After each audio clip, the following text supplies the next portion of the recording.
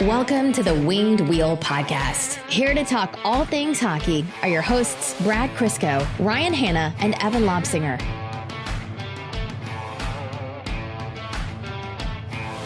Three games since the last episode, and only one of them actually felt like a hockey game. The second one, I blinked after it was done, and I went, if the Red Wings didn't take the ice, there would have been no difference to anyone's lives involved, teams, players included. And today's Florida game was somehow better for Detroit, but a worse margin for the loss. And by the end of the weekend, we were like, man, at least we're near the end.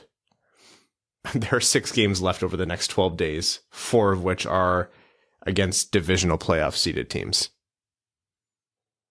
Fun.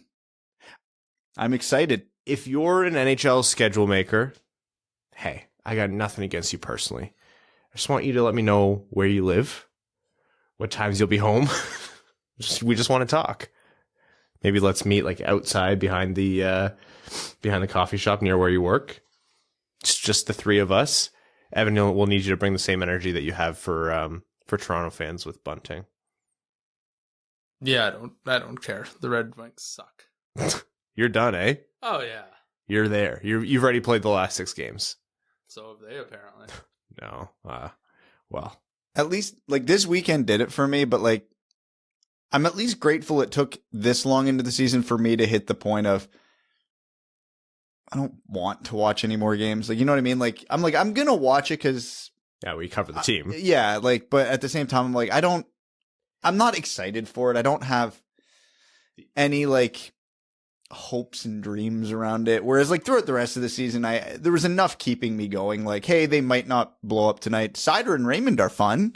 Oh, Ned wakes up every few games and really gets into one. It's all over. Like, all those things are still true. It's just not enough to make me care for these final 6 games. It's when you see the team checked out and then checked out again. And then, hey, a game where the goalie got them a win, but by and large they were checked out and then checked out and then checked out. It's going to permeate through the fan base and anyone who covers the team as well. It's right now, it's the slog. Although you're right, Brad, this started earlier, like in previous seasons. Oh yeah, there was seasons recently where by January I'm like, yeah, I'm done. Yeah, I'm just here to be here. But I think it's only fair for us as fans and podcasters and media and whoever to check out mentally now, because most of the team has been for a few weeks now. I only say that half joking. Yeah. The sad thing is I only say that half jokingly because it legitimately looks like a good amount of the team does not care to be there right now. This isn't a slight on Larkin, but there's only so many times you can read and hear Dylan Larkin's post-game press conference, and it's some random combination of, we can't come out there with that effort. You know, it's not going to be just handed to us. We have to be prouder to wear this. That's the truth. Yeah, I mean, and it's like, yes. Also yes for the game before, and also yes for the game before. There's nuance to it. People are banged up. This schedule is like genuinely these last however many games are from hell, but still. Anyhow, welcome to the Winged Wheel Podcast. Here to talk to you about Red Wings hockey, NHL hockey, the draft, some positivity, and whatever else comes through. I'm Ryan Hanna. I'm Brad Crisco. Yeah, that's Brad. And I'm Evan. On this episode of the Winged Wheel Podcast, we'll be covering the Red Wings' 3 games that they played. There are going to be a lot of crossover themes across at least 2 of them. We'll be talking about the upcoming schedule, some player-specific notes, as we're getting towards the end of the season here, we're going to start to run into injuries and things like that. The standings and where Detroit is in the reverse standings or the draft lottery standings. And then we'll take a look at where the NHL playoff race is at since last episode. We'll be doing a prospect profile for a guy that we hope will be relevant to the Wings. This was kind of probably not, but we hope. It's been kind of a bummer for 3 games, so we picked someone that's a little bit of a beacon of hope to offset that a little bit. And then there's quite a bit of news actually across the world of NHL and the world of hockey. And then we'll be getting into our FanDuel segment at the end right before overtime. But before we do all that, The Jamie Daniels Foundation is hosting a comedy night of hope on Sunday, May 1st at Mark Ridley's Comedy Castle in Royal Oak, Michigan. Tickets are as low as $50, including a meal. And the purchase of your ticket goes directly to support a new adolescent substance abuse treatment center that cares for youth, regardless of insurance coverage or ability to self-pay. It's a vital lifeline for youth and families in Southeast Michigan, and the show features 3 headliner comedians with Craig Shoemaker, Ian Bagg, and Mike Young, and is sponsored by Priority Waste and Cranks Catering. Go to jamiedanielsfoundation.org to find out more and get your tickets. Quick update. I'm not sure if I got to saying this last episode, but through Wings Money on the Board and Winged Wheel Podcast Night at the LCA, $15,000 we've already cleared. And that's not counting your season-long pledges. Folks, there is still time to add your pledges to Wings Money on the Board. It all applies retroactively for the season, and it can be any amount that you want. You want it to be big, fantastic. If you can only afford a little bit, still just as great. And then there's going to be more prizes and things. We are so close to that $20,000 mark. The Winged Wheel Podcast Night raising so much on its own was absolutely unbelievable. And I should take the time here to talk about a couple things. First of all, the live video and audio from that, the bonus episode, still working on it, taking a little bit longer to clean up. It was Easter weekend. Happy Easter, everyone. So I've just run out of time here a little bit, but hoping to have that out for you soon. So stay tuned for that, and apologies for the delay. And also just want to note, for anyone who was at Winged Wheel Podcast Night, you'll notice that Brad and I, Evan too, but you were on the couch relaxing. Yep. Sick.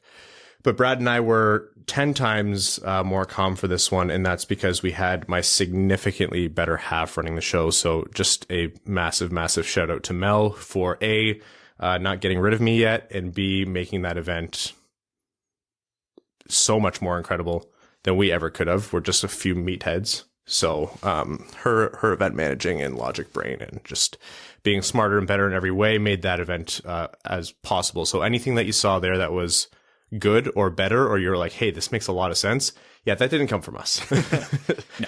So we carried stuff and put stuff in places, and that's the analog at home. When we're doing renovations, it's like the designing and planning and most of the doing is her, and I just lift things and put them down where she tells me to. Yeah. So the studio, thank you for hosting the studio, and thanks for running the event, Mel.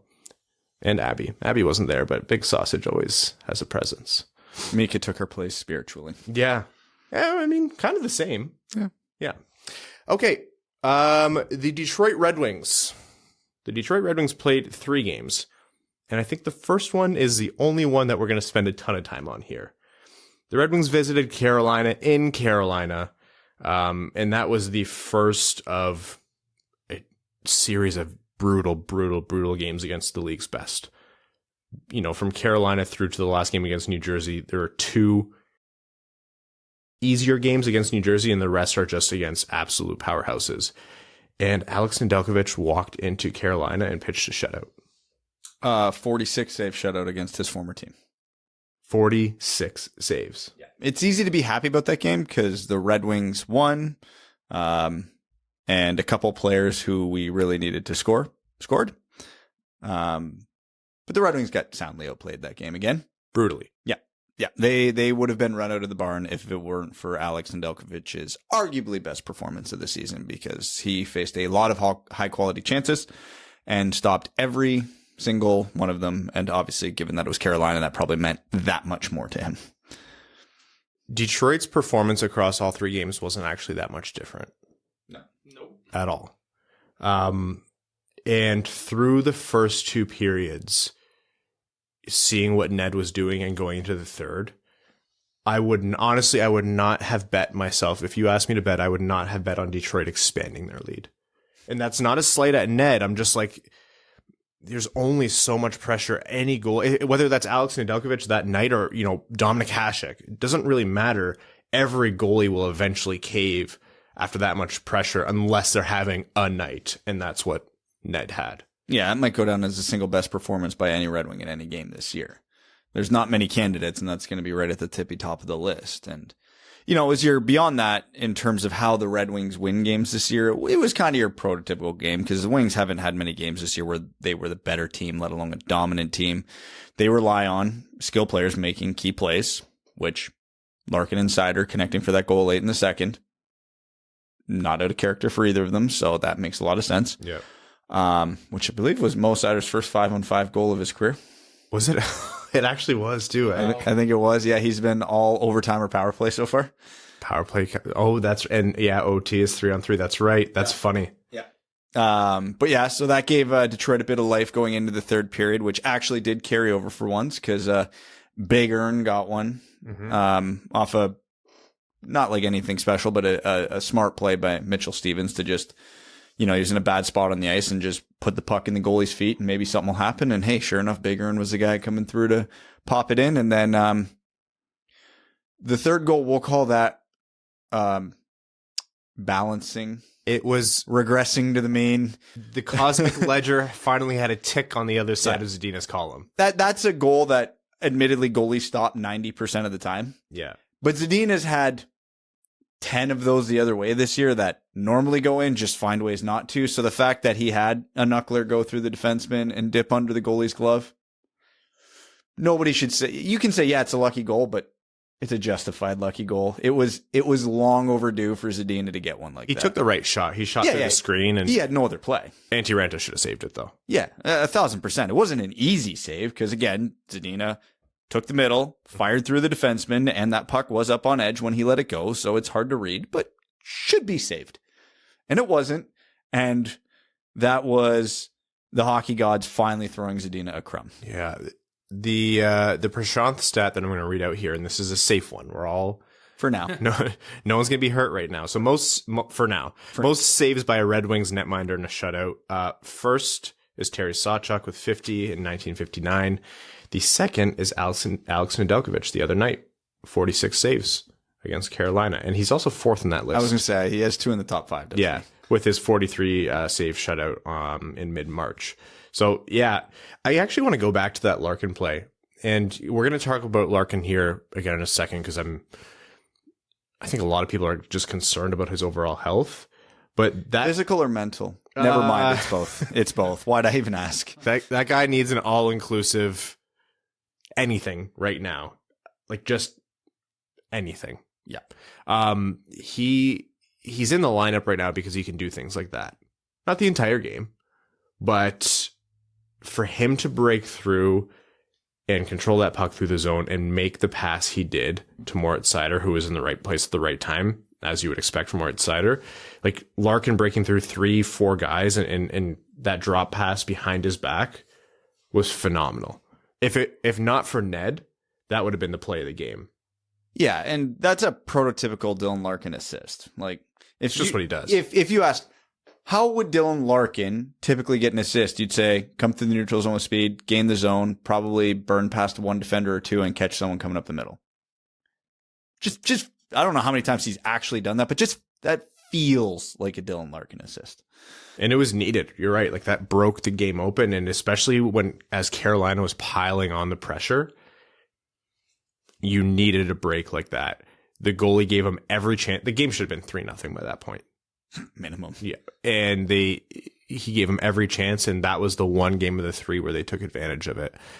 There's not a narrative here across any of these three games. And I'd be shocked if there was, well, I shouldn't speak too soon, but I don't anticipate the narrative existing for any of the remaining games where if the Red Wings lose or get outplayed, where it's going to be like, oh, this is a massive problem or how unexpected or, Blashill or this player or that it's none of that. It's the end of the season. This whole team has checked out. This whole team, like a lot of this team is banged up and these are brutally good teams they're playing against. Like what was the complaint against Carolina? Sorry, the complaint against Carolina, New York, and Florida is like, you have to have some life. I understand why they don't. And I think it's bad that they don't, but it's not surprising. And these teams are gearing up for the playoffs. They're taking these games seriously. You can't just take a night off. They're fighting for seeding and whatever. Some of them. Detroit's just has been tuned up, got tuned up these three games. And over the next 6, I would imagine a good chunk of them, they're going to get tuned up again. That's just the name of the game for the end of this season. Yeah, and there was obviously a lot of negativity going on Twitter this weekend, and one of the what? No way. We'll call it one of the more from one at Brad Crisco. But one of the more positive responses I kept seeing, which I kind of want to point out why it's wrong, is Oh my god. no, people are saying, hey, yeah, they got wiped by two of the best teams in the league. Fair. Like, yeah, nobody's saying the Rangers and Florida aren't two of the best teams in the league. There's a big difference between losing to them 3-2, 4-2 and 4-0 and 6-1. There's the Grand Canyon between those two results. If the Red Wings got outshot both games, let's say 35-28, and the final score was like a 3-2, 4-3, 4-2, something in that range, I don't think we'd be that upset about it. Oh, well, good effort, lost to a better team, still got better draft odds. There wouldn't be this prevailing sense of what the F is going on around Red Wings social world. No, it's the theme of the year. It's not that they're losing. It's that they're getting smacked, and it looks like they don't care that they're getting smacked. You're willing to see past it on games like Carolina because, you know, you had a few like really important timely goals. You know, one of them from the guy who you're pegging to win the Calder this year, and one of them from a guy who's snake bitten and, of course, bigger and only scores big goals Against Carolina. Yeah. And obviously Ned pitching the shutout. That was huge. And then you get to the Rangers game. And look, I've said this before, and I'll say it till the day I die. What the pandemic taught me was I'm never going to once complain about hockey being on again, because of the time, like any lockout period for collective bargaining or of a virus, it sucked. It sucks so hard. I never want to see people live tweeting games from 20 years ago on Twitter again. Like, that was just the worst time for hockey fans. I will never complain about hockey being on. But that was the one game this year where I could say, if I missed it and I wasn't able to sit down and watch it, I would have been no worse for wear. I mean, I sat through the entirety of the Coyotes game. That one I had some regrets. At least we had something to talk about. Fair, yeah. But yeah, that's the thing with like from the Red Wings standpoint, I literally couldn't tell you one thing the Red Wings did that whole game. Like, I sat through every minute of it. I remember things the Rangers did and how the Red Wings reacted to it. I could not tell you one play the Red Wings made that whole game of any consequence, of any danger, of any... Lindgren launched himself into Rasmussen. I actually thought he jumped. I think it should have been a charge. I didn't really watch the replays too much. And Rasmussen stayed standing off of a massive hit. And then the replay I did watch was Alexis Lafreniere putting Detroit's captain and then goalie on a poster. Yeah, we knew a Lafreniere big game was coming, right? Like, we knew. Of course. Scratched beforehand, coming back in, playing Detroit. Just as the narratives of, Raymond should have went first overall are really starting to get out there. Yeah, no, it was... God. Rookies must love playing the Red Wings. It's got to be so good.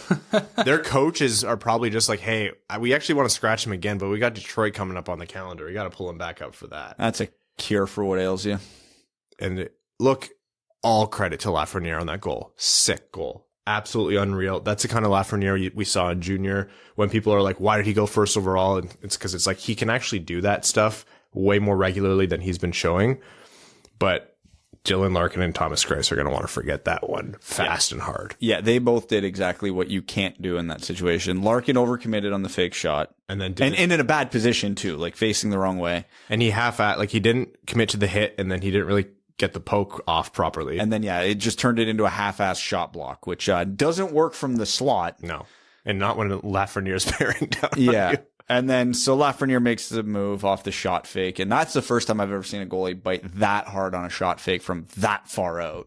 Because by the time Lafreniere got it to his backhand, he was looking at an empty net. That move was, again, it was a beautiful move, but it was projected, there was no deception there. You saw what he was doing almost from the moment he stepped in from the blue line. I'm like, oh no, he's going between, he's doing it. And everyone just bit. It was like an orchestrated play. Yeah. That's a move that the way that whole play set up, even if Larkin and Greiss played that properly, there's still a realistic chance that ends up in the net. Maybe. Because Lafreniere just gets the angle, gets the leverage. And then by the time he gets to Greiss, he's got time to make an extra move and maybe sneak one 5-hole or far side. There was zero resistance at any point on that goal. It made it way too easy, which kind of is the theme as of late with the Red Wings. So let's actually just staple the Florida game to this. The Florida game, I think the Red Wings had a better first period. They had a great first period for the caliber of team they were playing. It was their one full good period they played in the last 3 games. And you were like, oh, maybe this game is going to be different. But then... Oh, no. No, you were wrong. Welcome to the Winged Wheel podcast. Yeah. And then the ESPN commentators were talking about, the Red Wings have to make sure that they don't get gassed here. And I'm like, the game was a track meet out there. Yeah, like gassed out for what? Like, what did they do in New York to gas themselves? I would feel better about the Red Wings having the second and third period performances they did if they did anything of consequence in New York. Yeah. But they did just barely more than you, the listener, are doing right now. Like, it was, and I don't say that lightly. I'm not the kind of guy anyone who's listened for a long enough time knows that we don't just come out here and destroy the players after every loss, but they look lifeless out there, whether it's through injury or whether it's because it's the end of the season or whether it's everybody's banged up. You can't use injuries as an excuse. Every team's banged up. There's no spark. There's nothing. It's like they're playing for the end of the season right now. And unfortunately, they had to play Carolina, New York, and Florida these 3 games. And yeah, the first period was good, and that's the whole storyline. There was one play where Zadina got the puck over to Vrana, who made a nice, fake shot pass to Suter, who buried it to spoil Spencer Knight's shutout, and that was the only thing the Red Wings did. Yeah, because there was 10 minutes left in a 5-0 game. Yeah. Adam Ernie somehow batted a puck that was going in the net out of the net. Hell yeah. To score a goal. Absolutely. Yeah. I thought Seider had plays across all 3 games really where I was like, okay, even towards the end of the season where he's played, the longest season of his life and he's a rookie and he's playing the hardest minutes against the hardest teams, there's going to be turnovers, there's going to be mistakes. He's still showing why he's the Calder favorite. And then that is the totality of anything notable that the Red Wings have done. You can tell Seider's had it with the rest of the team because my one criticism of him, hence the turnovers, is he's trying to do way too much right now. Yeah. He knows, you can tell he knows how much he has to pull on this team, and it's not benefiting him. And it's got to be a physical grind for them right now. Oh my God. And as it is for every place. Yes, yeah. He plays heavy, he plays hard, he plays against Barkov and Huberdeau and Kreider and good Lord. He does not. He takes the hardest matchups every night. He's not playing against you and I any given night. No. He doesn't face the other team's Adam Ernie's. Well, the other teams they're playing don't have Adam. No, that's, yeah. They have Adam Ernie's who are scoring 25 goals a season. I'll get the obvious joke out of the way, and he doesn't have the benefit of playing the Detroit Red Wings. Anyways, as it were. Yeah, we have to check that one off. We don't want to do it either, folks. It's just, we're required. It's required by law. That Barkov, the turnover on the drop pass, which is a whole story in its own, but the Barkov pickup and then drop pass on a breakaway, that is 2,000 IQ move, right? It's on a different planet. Well, you could even tell just the stuff that he can process at that speed. If his head was a clock, he did an 11 o'clock look and saw, who was over his shoulder? Carter Verhaeghe or someone? And he literally just threw it back between his legs and that was over. It's funny too, because he should have had a penalty on the play, but there's no ref in the world that could have, would have, or known to call it, because when Seider came around and was pretty damn close to having the reach to knock it off his stick, Barkov just brings his hand that's in tight with his body, one hand on the stick, almost literally rips Seider's stick out of his hands, grabs it and gives it a kind of get the hell out of the way, and then goes back to what he's doing. It's another level. I showed that, or quote tweeted one of the gifs of that on Twitter, and people were like, oh, I should have been penalty. I'm like, I'm not even mad. That's 1,000 IQ play. How are you supposed to be? No ref. The way he did it, he knew where the refs were on the ice. They're not going to see that. There's no way they could see that. They can't see through his and Seider's body. That is exactly what you're supposed to do. Yeah, it's... That was the second best pass he made all game for an assist. Yeah, honestly. The one over to Anthony Duclair that he buried was one of the nicest passes I've seen in a long, long time. Watching games like that and watching the Barkovs play, you're absurd. You almost feel stupid for getting as hyped as we did when the Red Wings were on their tear, because it's and I don't think anyone was wrong to be excited about the team, and we will be again next year when they have their hot streaks or however well they do. But at no point were they ever at that level. Like Florida's just in it. If Barkov played in a bigger market, he would be in more conversations for one of the best players on the planet. I mean, he is amongst hockey diehards, but definitely not amongst the people you just shoot the shit with. No, and he's relatively unknown. And again, I don't want to get into, is he the most underrated player? Like you said, anyone who follows hockey will know who Barkov is, but yeah, just you watch him and you're like, okay. Yeah. That's what we're doing today, huh? He is the real deal. Today's game kind of proved my favorite point that I've seen people make about why Huberdeau can't win the MVP. Is like, what do you mean most valuable player? He's not even the best player on his own team. That's the thing. Like, Huberdeau's challenging for the Art Ross. Yeah. Most assists. The guy's a freak. The whole thing between Walsh and Dom on Twitter, like, it was just so misconstrued. I think it's Oh, I clearly missed all of this. It was a while ago. Twitter drama? Yeah, it doesn't make it to you. Alan Walsh, Huberdeau's agent. Oh, okay. Yeah, didn't take kindly to Huberdeau not being included in Dom's Hart. Yeah. Oh, okay. Anyways. Let's continue. But it's a fair, like, as much as like you can never begrudge anyone for having Huberdeau on your list. Yeah, just watch the rest of that team and you're like, it's a fair point. Like, and it's not a knock on Huberdeau. They're just at a different level. Anyways, back to the Red Wings. No, this is more fun. I like talking about the good team.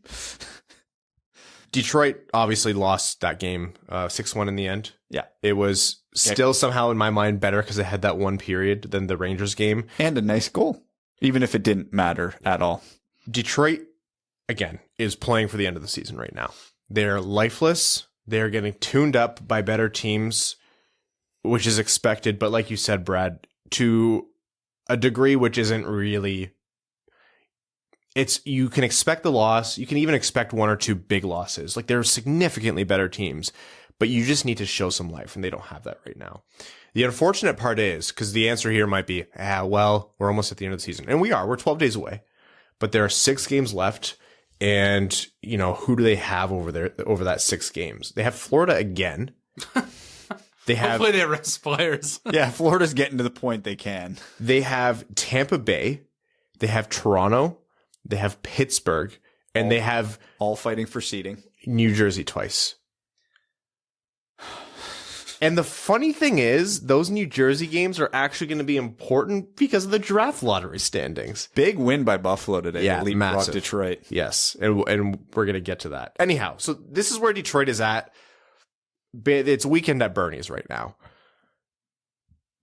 God, it's a little bit of a Jonathan Bernier reference, but yeah. I'm watching this and I'm like, man, if Dylan Larkin is that banged up, just sit him. I get it. Larkin, if Larkin was ever to hear that, he'd want to like pummel you for even suggesting something like that. That's not the player Larkin is. And you love that. You love that from your captain. If he can play, he's going to play. But I'm like, the rest of what's the point? You need to preserve your longer term health. And I have no awareness of what the injury is and whether playing these games is going to re-aggravate it or if it's just is what it is and you can play through it because those exist. But yeah, what's the point, man?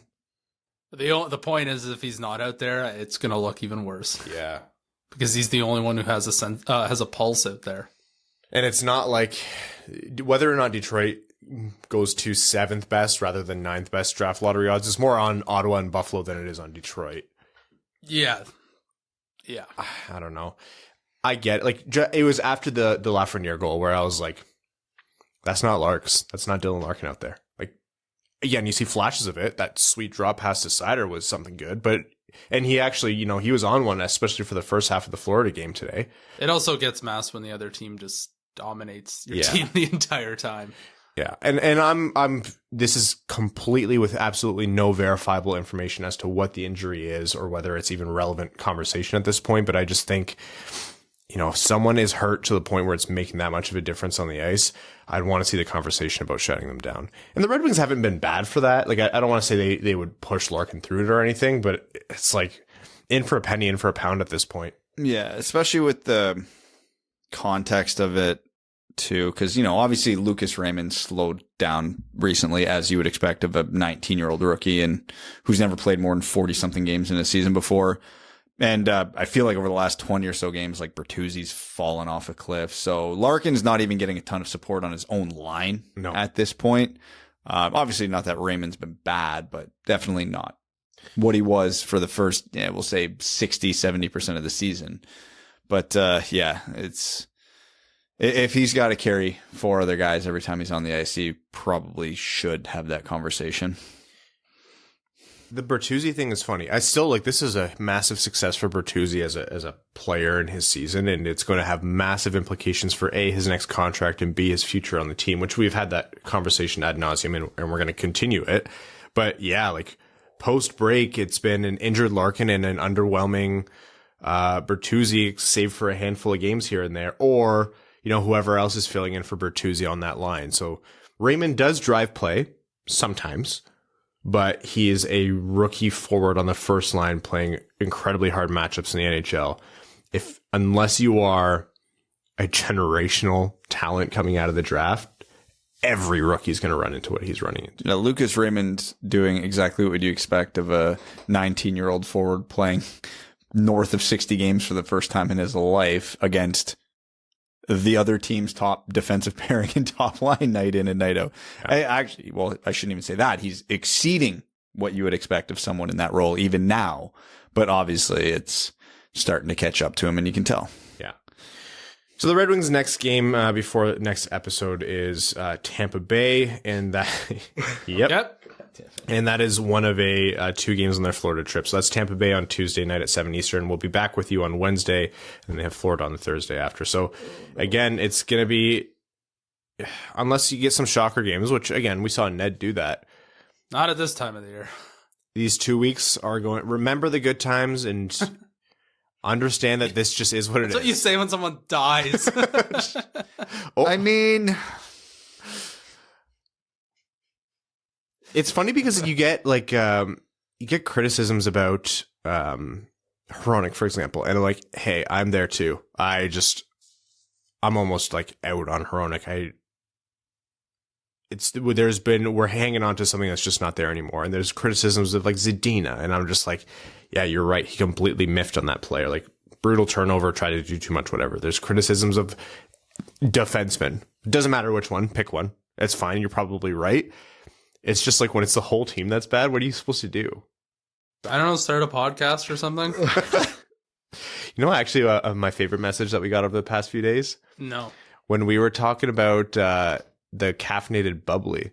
Oh, yes. Someone was like, hey, does Evan have a caffeine sensitivity? Because those bubblies, yeah, they're caffeinated, but they don't have as much as a cup of coffee, and they really shouldn't be setting them off the walls. Oh, no, they do.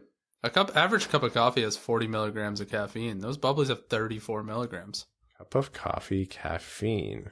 I don't know. This person seemed really certain. Oh my God, you're right. I know I'm right. Anyways. Huh. Do you have one today? No, I don't know. Not recently, that's for sure. Yeah. All I've just realized is that I've been way overdoing it for the gym and hockey. I've got caffeine pills at 100 milligrams that I take before I work out. Jesus Christ. That explains a lot, actually. No wonder you're tired. You have This guy won't drink a coffee when he comes to my house. Evan will ask for a coffee. I'll ask Brad. He'll be like, no, I don't drink coffee. And then he'll pop a 100 milligram caffeine pill. To be fair, that is before intense physical activity. It's not like I do it just to wake up in the morning. You're an animal. That's only 5 days a week. So I'm neutral he for a couple days. He technically has a higher caffeine intake than both of us. Yeah, absolutely. We're better? Is that what you're saying? No, it was Okay, so that's probably enough doom and gloom about the Red Wings.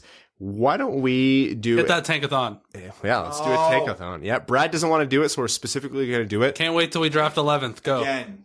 I did a tankathon to post for after the Rangers game as the game recap, and I was going to just post the screen recording, and they won it. And I'm like, I'm not posting that. Absolutely not. No, that's bad juju. Yeah, absolutely not. All right, we're going to sim this draft lottery, and Detroit stays 9th. Hey, we'll that's take a it. win. And they're actually, this hasn't updated. They should have been the 8th best odds. Well, no, not by points percentage. Never mind. Not by points percentage. So a quick update. Who won it though? I already closed the tab. Oh, well, I don't remember what order, but it was Montreal and Seattle. Yeah. Okay, so it wasn't someone moved up 11 No, spots. it wasn't Columbus, like Winnipeg or anything. So Detroit just got passed by Buffalo, who has reached 69 points. Nice. Which is more than Detroit's 68, not by points percentage, but hey, we'll take what we can get. Detroit has 2 games in hand, but And those next 2 games are Tampa and Florida. So Oh, good. so they have like a quarter of a game in hand. Prashant was saying this in the group chat. If Ottawa pulls this out and Buffalo continues, they could pass Detroit. Detroit might get as high as 7th best odds. Ottawa's like 5 points back, though. As bad as Detroit is, I don't think Ottawa's guaranteed to collect 5 more points this season. Ottawa's 5 points back with a game in hand. So, I don't think it's going to happen. I don't think Prashant was saying it's going to happen, but it's not impossible. That's about the best we can hope for as Red Wings fans. And Ottawa's remaining games are Seattle, brutal team. Vancouver, they're still fighting with whatever hope they have. They won like 5 in a row or something like that. Columbus, Montreal, New Jersey, Florida, Philly. That is the polar opposite. That's the inverse of Detroit's schedule. Yeah, Ottawa's going to get some points there. So, we'll see. Not going to be a ton.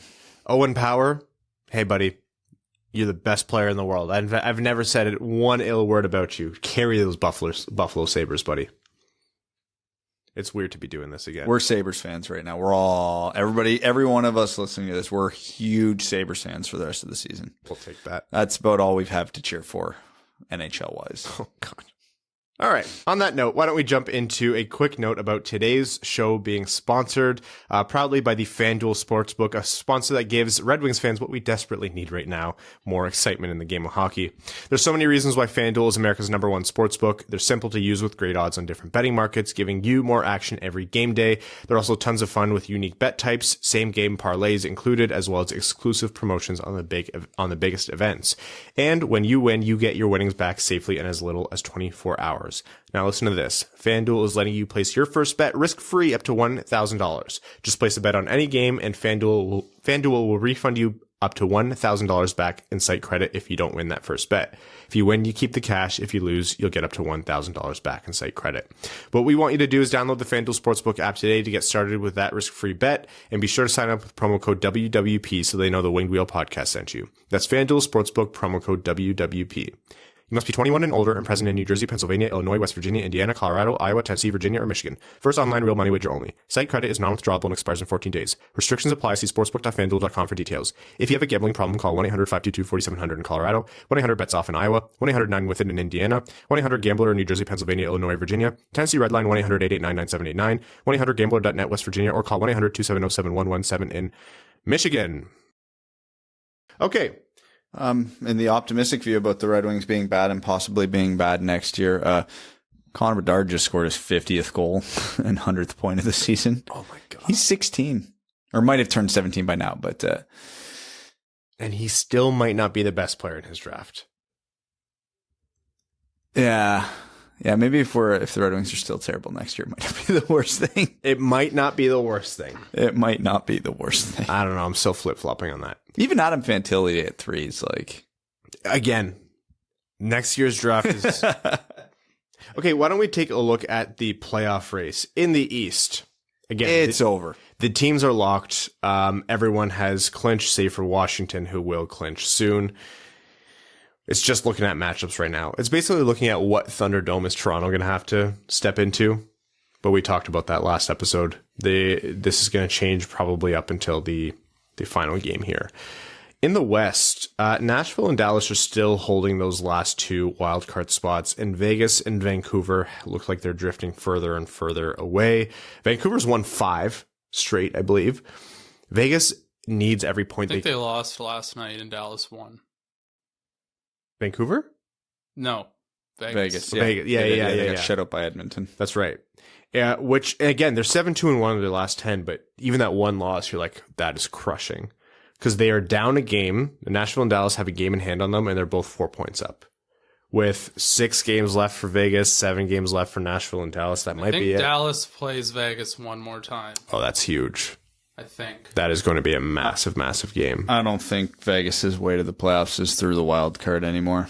You think it's the Pacific? I think it's LA. I think that's Because with the gap that Vegas has to make up between Nashville and Dallas, with Nashville and Dallas having games in hand, it looks like a very, very steep mountain to climb. And obviously, LA's not an easy in too. Vegas is probably still pretty decent long odds, but that's probably the most likely odds. And that's what I was going to say just now is Vegas has a game in hand on LA, and LA is only 3 points up. So there you go. So if they win that game in hand, it's neck and neck. So that is going to be, like, I find myself when I just put hockey on, if there are the Red Wings playing, like, I'm tuning into whichever one of those Western Conference maybes are playing at the time. Like, Matt Duchene has 39 goals this year. Yeah. What a weird revival. Yeah. Super weird. Hockey is the strangest sport in the world. Doesn't make any sense. No. No one knows what they're talking about. But, like, Duchene has that albatross contract or whatever it is, and he's got 39 goals. Now it's worth. Now now it doesn't look bad. Yeah, so Vegas has Dallas once. Not an easy schedule, but not the world's worst schedule. And LA, over the course of the rest of the season, has Anaheim, Chicago, Seattle, Vancouver. If LA doesn't get in, that's an all-time choke job. If LA doesn't get in, it is purely on them. Yeah. Vegas needs to play like they have Jack Eichel on their team and forget all the other injuries. They are. Doesn't every team Jack Eichel plays on suck? Yes. Thank you, Buffalo. Keep winning. You're right. Jack Eichel was the anchor. You guys can do this. Yep. Who says you can't win the cup this year? Math? Forget math. How far did it get Evan? Yeah, look, I have to come on a podcast twice a week. He's in a room that he hates with two people that he hates twice a week, and he shows up.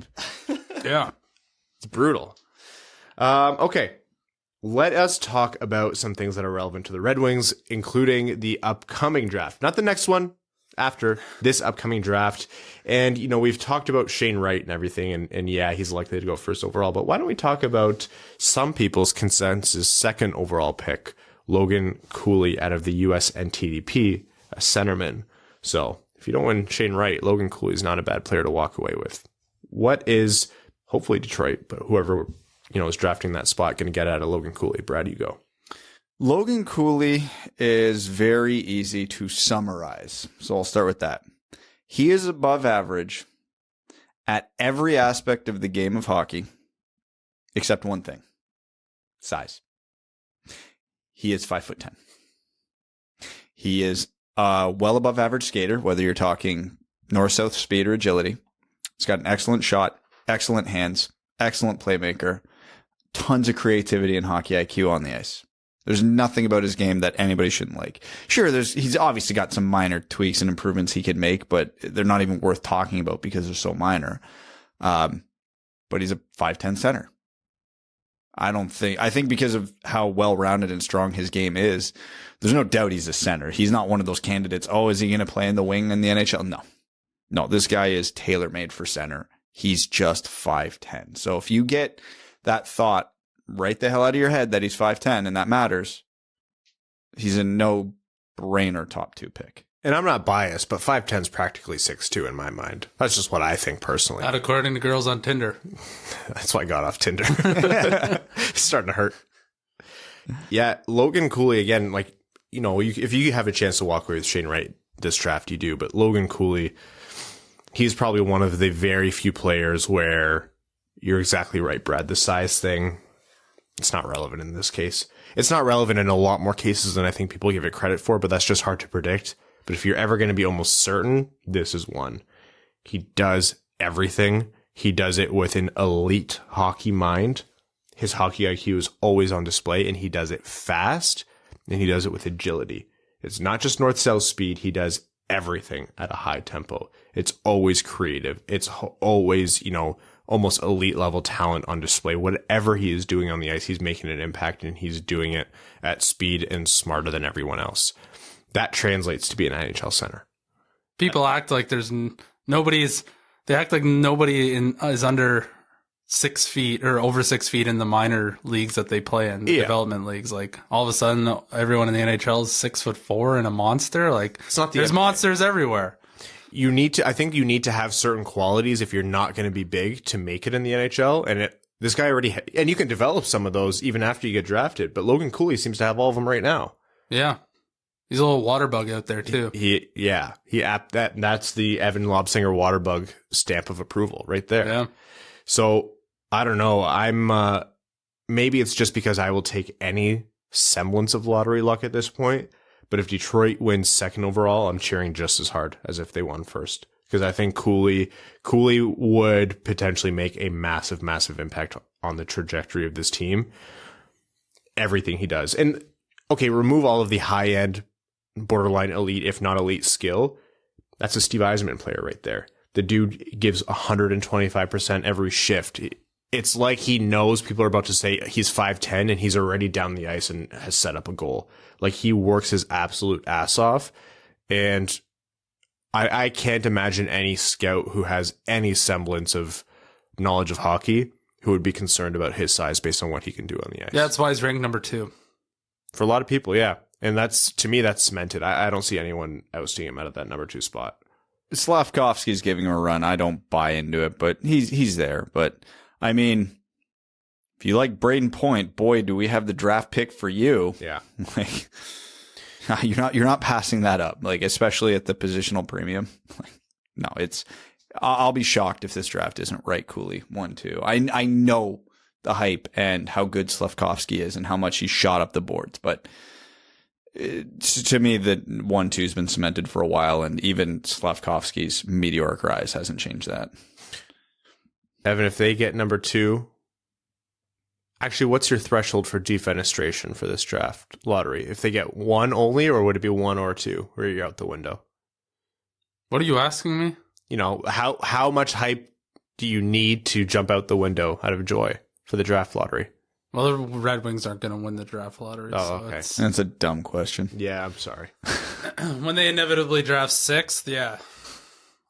So, again, watch any Logan Cooley USN TDP, clip, highlight game that you can find. You'll see what we're talking about. The guy stands out, and he stands out for a reason. It's to the point where, Evan jokes, but when you're talking potential Red Wings draft picks, it's like you say, oh yeah, there's Wright and there's Cooley, but who is in the Red Wings range? Like, not them. Anybody right now. It's gonna have to be lottery luck for Detroit to draft him. If you don't see Detroit as one of the first 2 picks, Logan Cooley will not be where they're drafting. There's about a 6% chance right now that they get him, barring any brain dead picks by other teams. Which happens. Yep. But not that many. Again, if this was the Red Wings drafting 4th like in previous years, yeah, maybe you could hold on to that glimmer of hope. But if you want Logan Cooley, you're going to need to see that card show up. You need to do some good. You need to buy all the Girl Guide cookies you can find. You need to go work at some soup kitchens because we absolutely need the karma train rolling. Yeah. When is the lottery again? May 16th. Okay. And we will be live. Hey, we're just under a month away. Yeah. I'm still so far away. The duality of man. I just wanted to end. I don't want to hear the hypotheticals. What if the Detroit Red Wings, they won't? Can we just end it already? All right. So we talking about things that are unbelievable, like Detroit winning the draft lottery. The NHL Department of Player Safety assessed Evgeny Malkin's. Oh yeah, jeez, God, does that feel like a lifetime ago? It was like right after we recorded. I think it was like a day later. But Malkin cross-checked Boro in the face, and he actually got a 4-game suspension. He got a 4-game suspension, which is mildly unbelievable. Are they getting it right lately? No. They got this one right. They got the Matthews one right in my mind.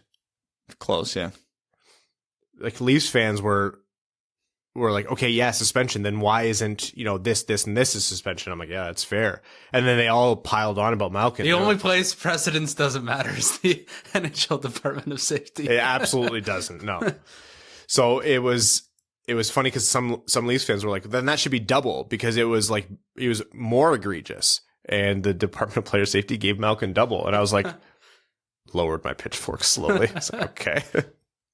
So, hey, we're not going to turn the entire thing around in terms of public opinion on how they've done. They have quite a bit on the wrong side of, speaking of cosmic karma, the wrong side of a correct or incorrect decision, but I'm happy to see them get 2 right now.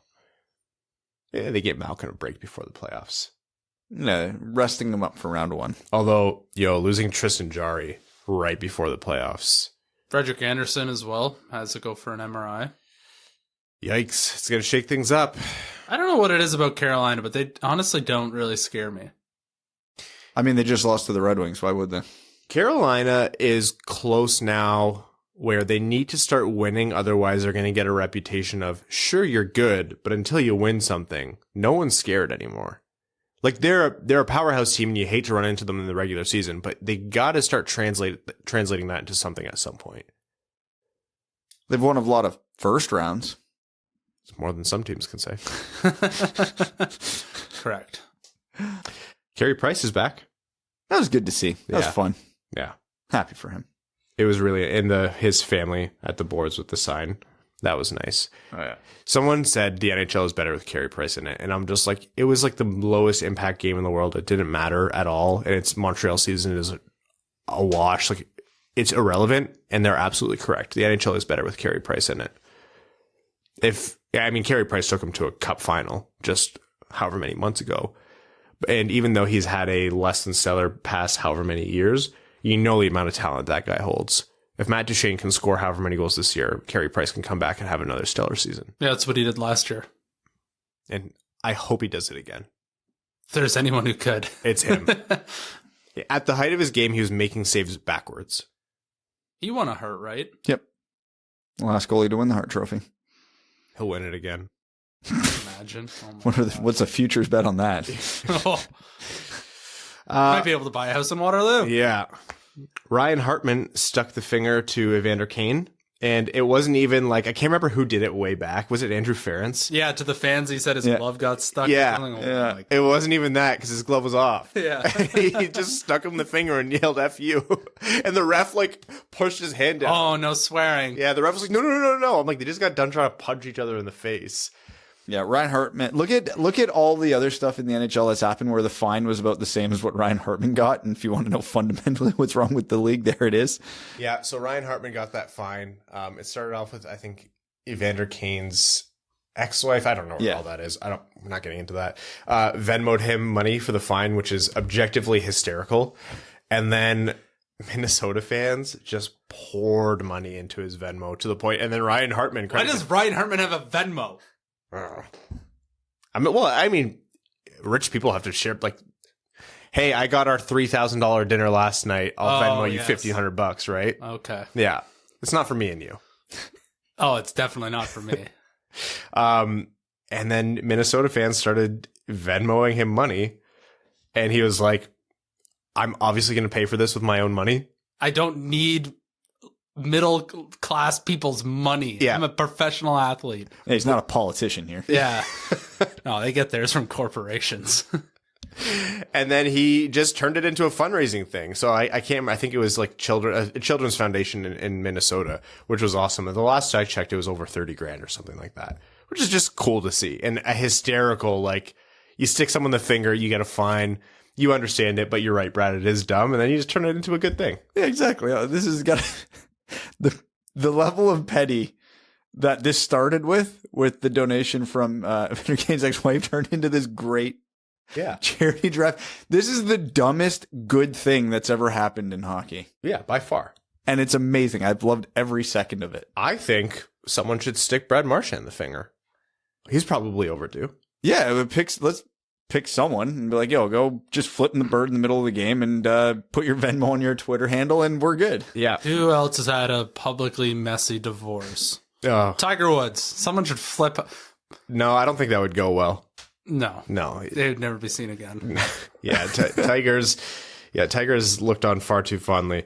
NHL players have have an easier time making an ass of themselves and making enemies. No, yeah, it's got to be a player that's generally hated. And, obviously there's no better candidate than Evander Kane for that. Marchand's probably the next best, but he doesn't have a messy divorce. So it needs to be like Ryan Callahan needs to start the Venmo train when someone flips him off. Yes. With just that tongue emoji next to the donation. More serious and more important news, the PWHPA has finally announced that they are starting a league starting in January 2023, a 6-team league with teams in both Canada and the US. There's going to be 23 skaters a team, a minimum salary of $35,000 and $55,000 average salaries plus benefits, and a 32-game schedule. They're also not going to be called the PWHPA. It'll be called something different. So, very, very base level, but finally that whole thing has translated into a league. There's the obvious awkward thing here where the PHF has their league that's running. They recently increased their salary cap. I think the PHF has 8 teams, so the PWHPA's planned 6. There's going to be an overlap in their markets. I'm not sure where the salary numbers are at, but it's in the same range. These women are not going to be making millions of dollars, at least not yet. They're starting out where they can. And this is coming from a series of funding that the PWHPA did. All I can say is there's still a lot of work to be done in terms of reconciling whatever it is there needs to be between those two leagues. And I don't know whether that's merging. I don't know if that's one folding. I don't know if that's the NHL giving one their blessing. There's the notion here that NHL teams are backing some of what the PWHP is doing, and we'll see what's true on that front. And that would have implicit NHL, blessing attached to it. But it's a big move, and 2023 could finally shake things up in the world of women's hockey. So this is definitely a positive, and I don't want to take anything away from it. This is a good step forward. I have more than a few friends personally who play in the PWHPA, so I know the inner workings pretty well and what these women want. And, obviously it's not a ton of money, but obviously a lot of expenses are going to be covered. They're not going to have to work day jobs if they're playing in this league, at least it's 4 months, at least during the season. Yeah. So, making $35,000 even as like a fourth line player. Yeah. Yeah. $35,000 for 4 months of work isn't bad. Like, it's not great compared to especially their male counterparts, but it's a start. They don't have to work a day job while trying to play a professional sport. Even my friends who play in the PWHP, I know what their training regimen is like. That I can't imagine having to work a full-time job, playing a full-time league, and do that on top of it. It's crazy. You do try to replicate it though. Yes, that is true. This guy's a maniac. And you know how tired I am all the time. So don't recommend it. But get those caffeine pills, baby. Yeah. Oh, God. Gotta regiment those a little better. No, they often days don't feel like enough. But anyways, there's still a lot of problems. Unfortunately. So again, this is a good step, and the PWHPA does have more backing from NHL teams. It does have the prominent players. So it's good that they finally got their heads out of their asses and got a league together, because the showcases were better than nothing, but it was a very, very, very far cry from what they were trying to do. However, it still seems absolutely insane to me that them and the PHF could not come together yet again to negotiate something. Now, I understand the criticisms the PWHPA has of the PHF and the ownership structure and the business model long term. I get it. I understand the complaints, and I don't know if it's the PWHPA being hard-headed, the PHF being hard-headed, or both. I do not know what's happening that high up the chain, but the NHL, rightly or wrongly, has said, we're not helping you guys till there's one league, till you guys are unified. And the NHL backing a professional women's hockey league is the best end game here. No matter what anybody wants to say, it is. It's the most viewed hockey league in the world. So if you have that backing, there's no way it's not a positive. So the fact that they're going to be running 2 leagues, and like Ryan said, they're probably going to be overlapping, because there's no way Toronto doesn't have a team in the PWHPA league. Well, the PHF has a team in Toronto too. So somebody's going to get screwed there in all likelihood. And I don't care which league it is that gets screwed. It sucks for all the girls playing on that team, on that league, however it breaks down. So I don't know which of the 2 leagues is going to be sustainable, but I can tell you long term, having the 2 leagues is probably not going to be sustainable for both leagues. No. And so I don't know if this is just a power play to determine who's going to be the dominant league. I don't know. I really don't know, but to me, it's crazy that it's gone on this long and they still can't come together on it. But whatever, a new league with good pay, or decent pay, I shouldn't say good, with some probable NHL team backing, is a huge step forward. So it's definitely a big win for women's hockey, even if it's not the solution I think we were all hoping for. Well, I'll just say the NHL just giving them $1 billion to be like, all right, here you go, is probably not the best way of going about it either. You really got to let them, try and incrementally improve their own leagues or come to some agreement with a unified league. Because I think if you just gave them money, it just wouldn't work. You need them to foster their own leadership and own direction and own business plan and figure it out on their own, and then really that's also advantageous for them, for sure, because then they know what they're doing, what their goal is, and then the NHL really just would light a stick of dynamite on it in a good way. The NHL would be a huge boon for a women's league even if they never gave them $1, if they never handed them a check. Because what the NHL's big advantage is that they could have here is, the Toronto team could share Scotiabank Arena with the Leafs. They'd get their own room. They'd get their own facilities. That's one less gigantic bill they have to worry about. They get advertising through the Maple Leafs or the Red Wings or whoever. Like, hey, this is our women's hockey league team. Go support them. You can have the same color scheme. Like, yep. Whatever you might be, like, dumb example, but the NHL team is the Detroit Red Wings. The women's hockey team could be the Detroit Winged Wheelers or something stupid like that. So you can see the obvious connection there. Yeah. Like, the NHL would never. Detroit Vipers, please. Whatever. Papa Wheelies. The NHL could be a huge boon without ever giving them a check. Yeah. Just provide them the facilities and some advertising and let them take it from there. And that game would grow at a rate where the NHL would never, ever, ever, ever have to cut them a check. The takeaway here is that there's a big fat question mark ahead. There's great news for the PWHPA. This could be the final turn before some much more good news for women's hockey, women's professional hockey leagues. It's a big we'll see.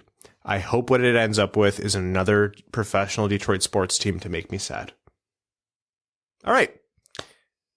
The FanDuel Sportsbook sponsored segment where we look at betting odds across the NHL and establish what's coming up, what would be worth betting on, what Brad and I are going to be wrong about. What's the Calder odds? Carey Price's future MVP odds, please. Calder odds are Moritz Seider at a -250 and a Michael Bunting at +400. All right, move on. Yeah. I actually want to start with the President's Trophy. So Colorado is a -370 and Florida's a +290. It's a pretty big disparity between the two. They've both played 75 games, and Colorado only has 2 points in hand, or 2 points up on Florida. Florida has a game left against Detroit, so free 2 points. That's a free 2 points right there. Again, I understand they're not 2 point difference. These teams are going to be gunning for it. They're going to want to win the President's Trophy. Florida has essentially locked up 7-14. Yeah, they've essentially locked up the East. They're not going to get ousted from there. Colorado has locked up the West. They're going to be the only two relevant players in the President's Trophy. Even if you think Colorado's going to win this, is the Florida +290 not a worthwhile bet? I think just the chaos factor of it all is probably worth the bet just because both teams have so little to play for. Something weird is probably going to happen in a bunch of their games, and that could just tip the scales by chance to Florida. And if you have a by chance odds of winning a bet, well, +290 or whatever it is isn't bad odds on a. It's really not bad at all. Yeah. So for me, that's a pretty good value bet. And we saw what Florida's doing. Florida's 10-0-0 in their last 10. Colorado's 9-0-1.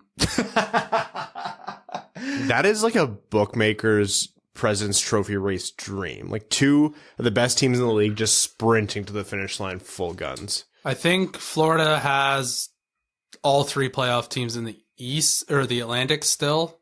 And that's probably the big difference and there. I think Colorado's got some central matchups in, I think they play Minnesota, I think they play Nashville, and I think they play St. Louis again too. So the schedules are very much the same, except they don't play. Yeah, Florida gets to play Detroit. They're playing good teams that still have a lot to play for, because Minnesota and St. Louis are battling for home ice. Nashville's battling for a playoff spot. Like, Tampa's battling. There's for no positioning. easy schedule versus hard schedule here. Stanley Cup odds, Colorado again leading that plus 350. Those are the lowest odds. Florida with plus 550 just behind them. Not a surprise. Calgary at a distant plus 900 is the third. I'm taking that one all day. I like that one a lot. I think Calgary has a chance to be problematic in the West. Like, that team is winning in the right way. Calgary has followed the Daryl Sutter blueprint to a T this year, and that got LA 2 cups. So you're going to have to give that one some attention, especially at plus 900. I think Tampa Bay plus 1,000, that's two things. One, their slump. And two, it's hard. That's a lot of hockey. It's a lot of hockey over 3 seasons. You expect them to make another cup run. That's almost unprecedented in the modern era. I just can't morally do it. The value of it's not bad, but I just can't. Carolina's a plus 1,100. Toronto's tied with them at plus 1,100. And that's about as far as I go. I'm not sure I'm betting on Boston. New York at plus 16, though. No. Dude, if Shesterkin is... That's your only argument there. But that's often the only argument you need. Carey Price did, right? Yeah, that's fair. So, again, they would have to beat a lot of good like teams. true contenders. Yeah. But it's not impossible. They're going through the Metro, too, which is a lot different than what Florida and Tampa are going to have to do. I'm not putting money on Pittsburgh, though. You're down Tristan Jarry. You'll see what happens there. I don't know. I think I would literally rather play anybody in the Metro than any of the 4 playoff teams in the Atlantic. I think if I had to actually rate my cup odds in the East, I'm putting the 4 Atlantic teams and then the 4 Metro teams like that. Yeah. The Hart Trophy, they seem to have locked that one up for Austin Matthews, minus 350. Connor McDavid's a plus 550. I'm not sure I'm taking anyone other than Matthews at this point. Matthews isn't playing tonight because of injury. I think they said it was day to day. He's scored 1 trillion goals this year. No, he is definitely the favorite, but man, like, I understand voter fatigue, but I still kind of stand by my argument that you can make a case for Connor McDavid every single year. You can. Oh, you absolutely can do that for every superstar, though. No, you can make that case for Connor McDavid every year. It was like when Crosby went on his runs. If it wasn't for injuries, Crosby could have won it every year, and he didn't because there was just better storylines. And to me, that's it. Like, is Matthews that big of a favorite over McDavid right now on performance this year? No, absolutely not. Can you make the case for Matthews? Yes. Should you even give the slight edge to Matthews right now? Probably. But realistically, based on performance, that should be a coin flip right now. But Matthews is a better storyline, hence the odds, and hence the reason those odds are there, because he is likely to win it. All right, we're going to jump into overtime here. We're going to do our Patreon supporters first. They are our favorite people in the world, and they're the reason we are able to do everything that we've been able to do. So patreon.com/wingedwheel podcast if you want to help support the show and join the Dub Club, the Discord. It's a good time. Organized chaos. Connor Howie says, hey, Dub boys, favorite jersey of all time for the Red Wings, and what's your favorite jersey of all time outside the Red Wings? My favorite Red Wings jersey of all time is the Wrigley Field. Wait, not Wrigley Winter Classic. That's the Ann Arbor, the Big House Winter Classic jersey. I have a hard time non-Red Wings jersey. I don't know. I like so many of them. Because they're prevalent in my mind right now, I'll say the Detroit Vipers. Jurassic Park. Yeah, you love the Jurassic Park ones. What are your favorite Red Wings jerseys? Home red, always. Classic. Perfect. I like vanilla ice cream, too. Yeah. Did you just trash the Red Wings home jersey? No, at Hockeytown Evan on Twitter. Get him. I trashed you. That was a personal slight. Yeah, no, that was the Red Wings home red jersey is the perfect jersey. Any slander against it is considered heresy, and you will be hearing from the hockey gods. And non-Red Wings jersey, I don't know. The mid-90s Anaheim Ducks is always peak perfect. Crabgrass says, hey boys, Raymond was compared to Marner going into the 2020 draft year. Was that a fair comparison? And what does Raymond need to work on this offseason? It still feels like a fair comparison in the sense that they're small right-handed shooting all around off 200-foot wingers. Raymond just needs to get quicker. Like, it's not even that he's slow. It's just Marner plays with such ridiculous pace when he has the puck. that even though Raymond's doing basically the exact same things Marner's doing, he's just doing them slower. And that's fine. That's to be expected. It took Marner years to get to where he is now. So that's all it is for me. I have no real complaints about Raymond's game. He could just stand to get a little stronger and a little quicker. Ooh, this is a good one. MVP says, what would you rather do? Win the draft lottery this year or have top 5 odds to win the lottery next year? We might have top 5 odds next year. Next year, for sure. It's not close. Like, my God, you've got 3 potential franchise changers in the next draft, a guaranteed minimum of 2. If you have top 5 odds, though, I think your most likely pick is still like 6th or 7th, no? Well, Detroit's is 6th, yeah. Yeah.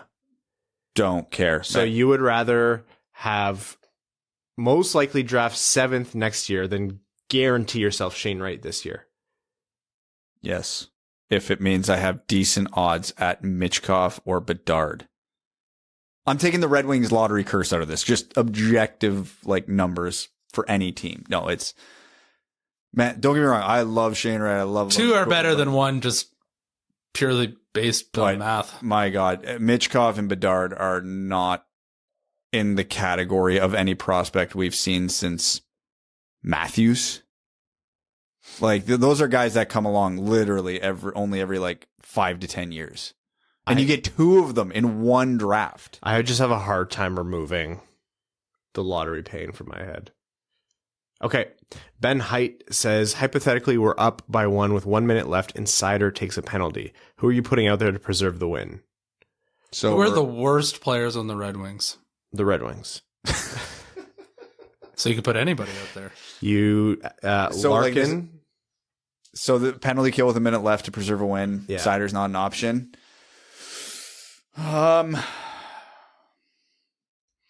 I hate this question as soon as I start running through the options in my head. God damn. I don't know. I'm going to say something and then they're going to look at their defensive or PK metrics after. I'm going to look like an idiot, but let's go Larkin. Maybe let's go. I don't know, do you throw Suter out there? Do you throw? No, not after that play against Matthews earlier this year. I have no faith in Pius Suter defensively. Michael Rasmussen for the long stick. No. Okay, who else? Who are you throwing out there? Alex Tanguay at this point. Adam Rooney's going out there. Okay, let's go to the defenseman because I feel like that's probably the easier answer. Detroit's going to have to run the first 4 forward penalty kill. Wallman and Stahl is probably who you got to send. I feel like that's the obvious answer of who's available. Not that those are good options in this scenario, but they're clearly better than the other options. Larkin's the other obvious answer there. My God, is it Lucas Raymond? To me, it's Raymond or Bertuzzi. You got to send out one of the. You just got to put your best player. Yeah, skill trumps everything else. Just you need him to make a play. I think we're overthinking it. Yeah, you just put your best players on the ice given the circumstance, and I think the 4 best Red Wings you could throw over the boards are Larkin, Raymond, Wallman, and Stahl in this thing. And God damn, is that depressing? Yikes. And I'm Derek says, does Ned stay with the Wings as a backup, assuming he loses out to Kosa in 3 to 5 years? There is just too much that happens between now and then. Yeah, there's no way to know. Because if Ned is like a legit starter at that point and Kosa comes through and is a legit starter at that point, you're getting a haul in trade for one of them. So why would you not do that to fill other holes in the roster? While Kosa's on his ELC, I should say, you get a lot of wiggle room, and you probably should and could keep both of them because even if Ned's making $8 million a year, hypothetically, you're still paying less than $10 million for 2 A+ tier goalies at that point. And if you're doing that, it's obviously because you think you can win a cup. So yeah, you probably hedge your bets, but in Kosa's 4th year, yeah, you're not paying them both. So someone's going. Jeremy Dahl had a question here, and this is actually a good point because we didn't talk about that Melnick article. And we probably... So his question is, we talked about what a miserable person Melnick was, but he passes away and all of a sudden anyone has to say is anything nice. I don't want to slander someone who's just passed away, but what am I missing? The thing is, it's a little bit like this.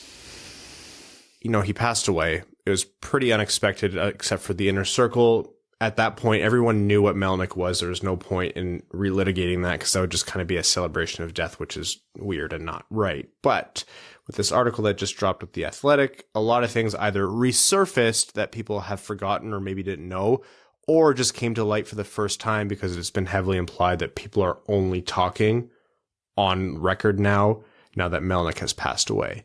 And it's ugly. It's really ugly stuff, and it's being confirmed, and it's coming not as a shock based on what we knew of Melnyk already, but it's, I mean, I'll admit it's this awkward zone of, it's pretty horrendous stuff, and it was not, like, wasn't a good person for it. Like, this does, just because he passed and just because that's sad, it does not make him a good person, and these are the kinds of things that you wish weren't buried and you wish didn't have to wait until he passed away, until it came to light. But that's what you're seeing people wrestle with right now. So it's worth noting that Katie Strang was on the Athletics podcast recently, and she said, yeah, the timing sucks, but like 95% of this article was done and completed before he passed. That just obviously shitty timing for the writers. I don't know. I hate commenting on stuff like this because, yeah, it feels wrong. And the thing is, like, the article was pretty balanced. Like, it did lay out a lot of good that Melnyk did as well. And I think Ian Mendes phrased it best. Like, how you interpret that article depends on your view of one of two things. Was Eugene Melnyk an evil person who occasionally did good things, or was he a good person who occasionally did evil things? And there's no way to know. You don't run into the situation a lot because you don't often have the person in question just dying. So, and honestly, I wish I could say that in society in general, people with Eugene Melnyk's level of money and power, that this was uncommon. This is way more normal than I think we would ever like to admit. There's a pile of bodies to get to the top. Yeah, it's horrifying how normal it actually is.